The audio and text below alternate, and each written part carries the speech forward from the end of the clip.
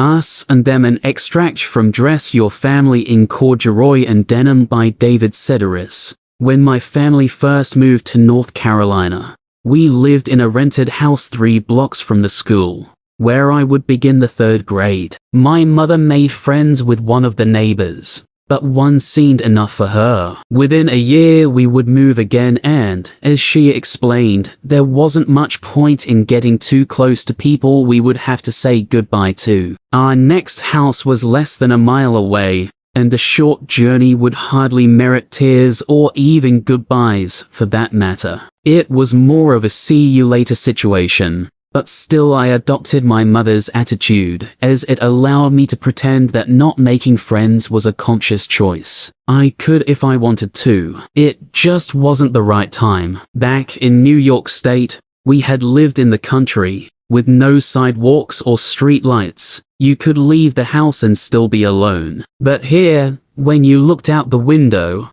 you saw other houses and people inside those houses. I hoped that in walking around after dark I might witness a murder, but for the most part our neighbors just sat in their living rooms, watching TV. The only place that seemed truly different was owned by a man named Mr. Tomke, who did not believe in television. This was told to us by our mother's friend, who dropped by one afternoon with a basket full of okra. The woman did not editorialize, rather, she just presented her information, leaving her listener to make of it what she might. Had my mother said, "That's the craziest thing I've ever heard in my life," I assumed that the friend would have agreed, and had she said, "3 cheers for Mr. Tomke," the friend likely would have agreed as well. It was a kind of test, as was the okra. To say that you did not believe in television was different from saying that you did not care for it. Belief implied that television had a master plan, and that you were against it. It also suggested that you thought too much. When my mother reported that Mr. Tomke did not believe in television, my father said, "Well,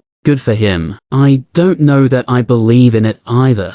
"That's exactly how I feel," my mother said. And then my parents watched the news, and whatever came on after the news.